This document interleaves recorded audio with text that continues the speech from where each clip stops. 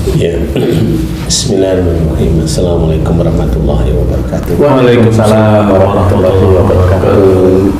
Memang banyak sekali yang kita sering lihat ya. Jadi seseorang itu kalau meriang badannya nggak enak, muntah, muntah. Nah, kemudian ada orang yang pusing, muntah.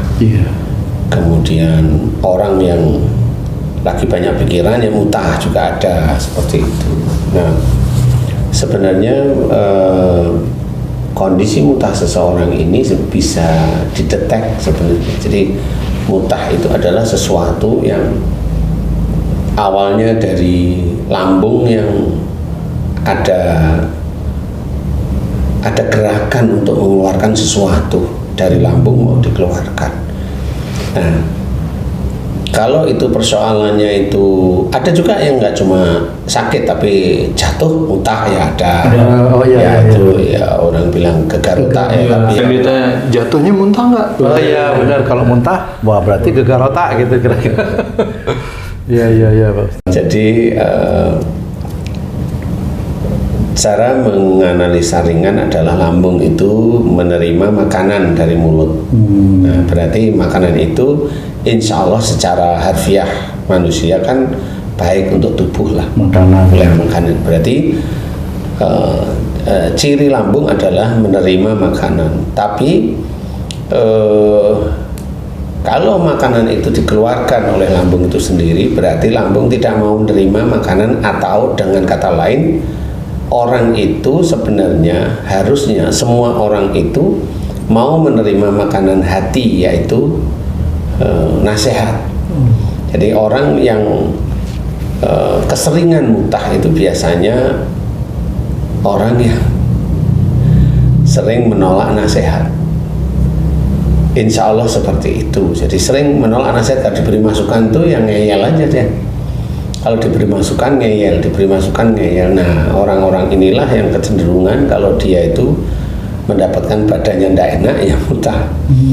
Pikiran muntah gitu, mikirin sesuatu muntah, karena memang itu reaksi dari hatinya dia sendiri. Jadi dia menolak nasihat orang lain. Makanya pada saat dia itu sakit, dia nggak mau nerima makanan. Padahal sakit itu sendiri kan dimunculkan oleh Allah Ta'ala agar orang tersebut kembali ke jalan Allah dengan cara memohon ampun kepada Allah, meminta maaf sama orang lain, taubatan nasuha, tidak mau mengulang lagi, kan seperti itu ya. Tetapi pada saat sakit dia ikut muntah, berarti memang cenderungan dia tidak mau diberi nasihat. Dan itu kecenderungan manusia umum itu seperti itu. Dia itu orang Islam atau orang non-Islam, kecenderungan orang umum begitu. Nah, saya pernah mendapati istri saya di beberapa waktu yang lalu lah Pak Ustadz ya, itu sakit kepala, tidak lama kemudian mual dan muntah. Mesti dipegang ininya itu loh Pak Ustadz. Saya suruh pegang iniku. Ya enggak keluar apa-apa itu, cuman kayak lendir-lendir aja gitu. Iya, lendir yang dari sini aja. Iya betul. Ya, dan itu kan tidak diawali dari badan yang meriang atau perutnya yang mual gitu. Itu tiba-tiba sakit kepala langsung muntah. Kalau itu kenapa itu Pak Ustadz? Kalau sakit kepala, insya Allah itu berhubungan dengan cara berpikir. Jadi cara berpikir ini macam-macam, selalu tegang atau selalu suuzon, berpikiran buruk, itu cara berpikir. Bisa pengaruhnya bisa muntah juga akhirnya. Dulu. Nah, itu cara berpikir seperti itu. Jadi kalau sering sakit kepala itu ya suuzon, merasa benar.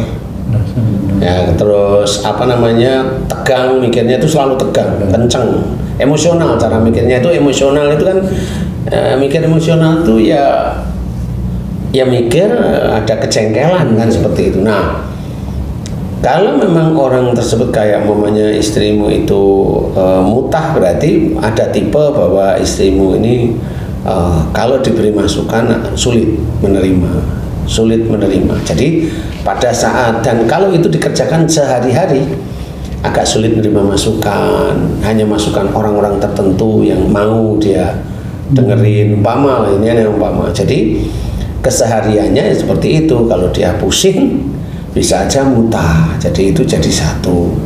Jadi kenapa? Yaitu memang sudah harus diketahui bahwa pusingnya dari mana. Cara berpikirnya selalu tegang, selalu spanung, kemudian bisa aja suzon, bisa aja berpikiran itu buruk seperti itu, curiga dan sebagainya. Dan ada tipe lain yang sama-sama kuatnya, agak sulit menerima masukan atau nasihat. Nah, itu kolaborasi biasanya. Jadi kalau pusing pakai muntah. Iya. Seperti itu. Kalau enggak muntah, enggak enak katanya. Iya, karena udah ini plong namanya, ya nggak apa-apa. Nah, kenapa seperti itu? Biasanya kalau istrimu itu lagi spaneng itu kalau diberi masukan nggak bisa. Spaneng loh mamanya ya, itu nggak bisa biasanya loh ya. Dan itu sejak beliau muda ya Pak Ustadz. Sudah sejak beliau muda begitu. Nah, iya. Kadang-kadang pernah saya gini, emang mikirin apa sih baru? Nggak ada, aku nggak mikirin apa, mau lagi seneng-seneng ngobrol sama anak-anak. Tiba-tiba pusing. Itu saya juga bingung juga Ya, itu. bisa aja karena itu kan sudah kebiasaan seperti itu. Jadi cuma kalau memang itu ya gimana caranya tidak seperti itu ya harus koreksi. Apa koreksinya? Mikir itu kan tadi mikirnya spaneng, kalau nggak spaneng suzon, berpikir tidak baik,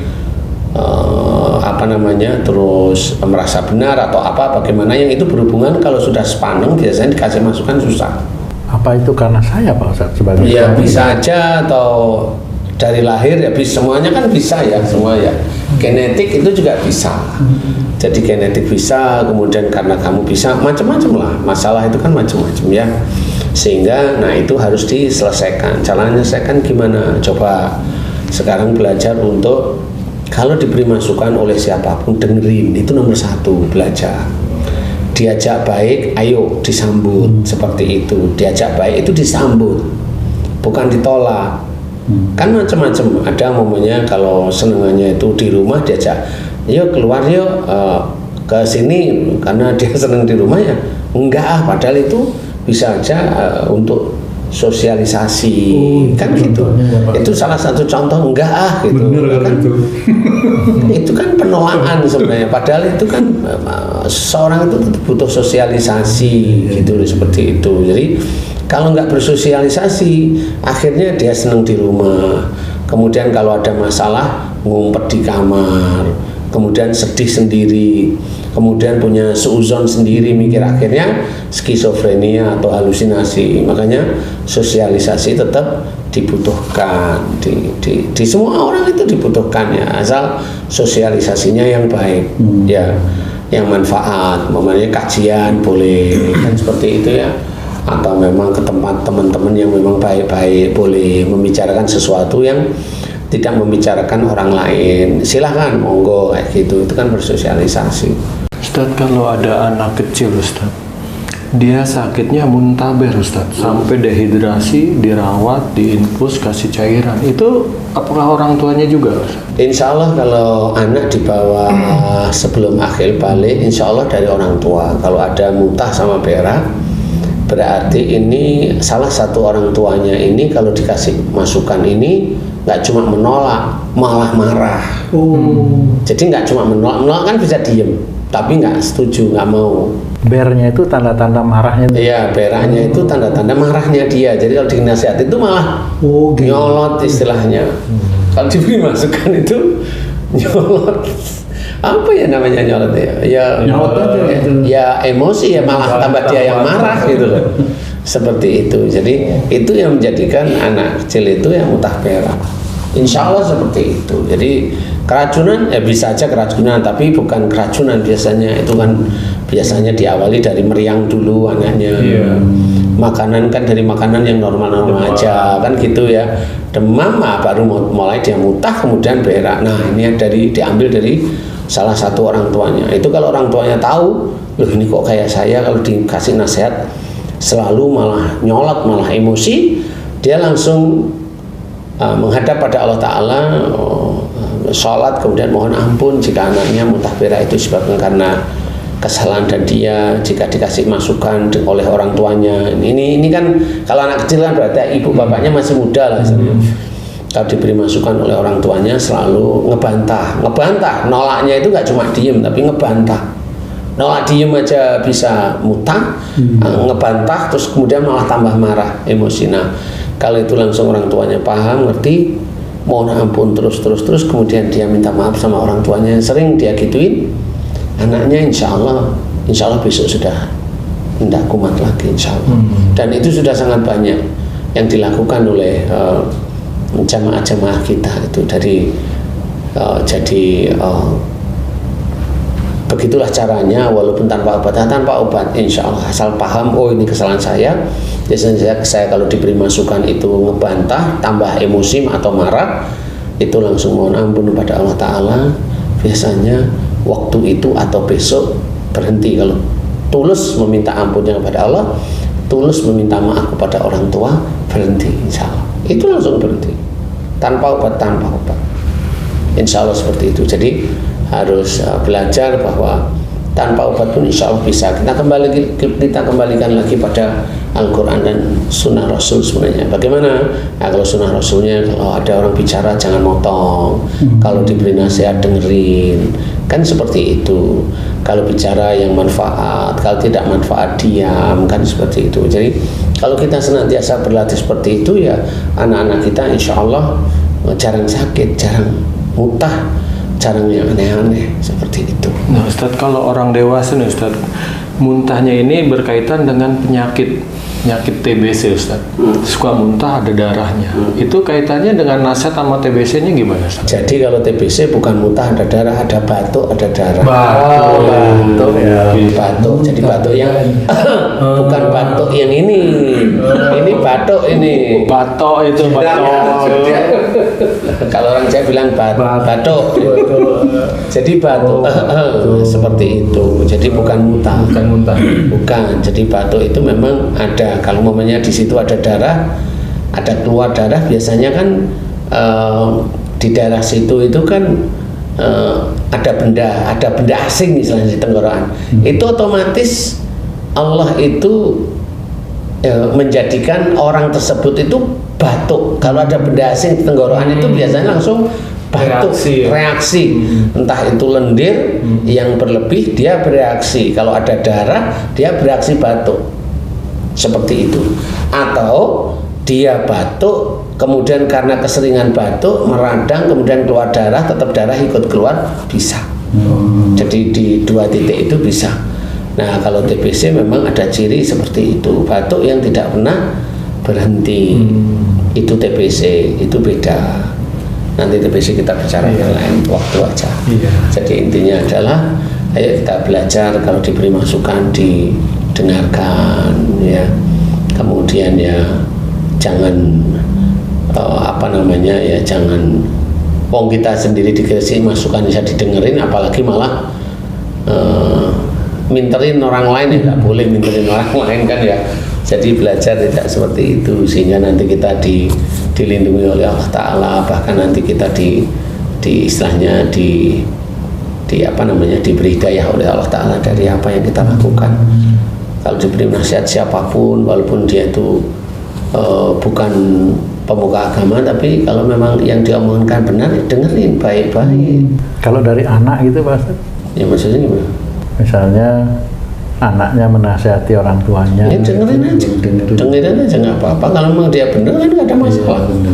Cuma bedanya nanti kalau anak itu sering nasihatin orang tuanya, nah anak itu nanti punya sifat ujub, riak sama sombong. Dan itu batasannya nggak tahu. Dia hanya tahu saya hanya ngasih nasihat sama orang tua saya. Nah di situ pasti muncul.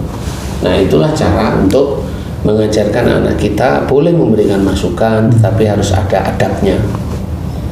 Nggak terus langsung celemu bicara, ya kan nggak bisa.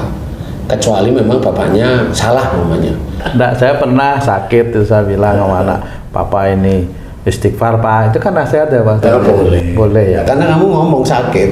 Oh iya ya benar ya. Kalau enggak sih Kalau enggak ngasih enggak ngomong. benar. Iya benar. Itu kan sama kamu tuh mengudara sih tadi. Kan frekuensi ditangkap ya normal lah gitu. Istighfar Pak. Kalau tanpa sebab ngomong istighfar Pak, bingung. Sama nanti kalau anakmu keluar kelamaan ya pulang nak. Nah, sama sebenarnya. Karena kan pada waktu mau keluar kan dia mengudara dulu. Pamit mau keluar. Ini udah malam, oh belum pulang. Pulang nak. Tapi biasanya kalau sekarang enggak Pak Ustadz, kalau mau keluar jam segini balik udah enggak bisa ngomong orang tuanya. Udah dikunci. Ya bagus lah itu ya. Insya Allah daripada saya diomelin kan mending ngomong dulu kan gitu ya. Jadi intinya adalah mutah insya Allah itu kebiasaan kalau orang itu kalau diberi masukan atau nasihat menolak. Itu insya Allah seperti itu. Siapapun orangnya begitu. Walaupun dia tahu agama, kalau dia meriang mutah, orangnya kebiasaan nolak. Insya Allah seperti itu.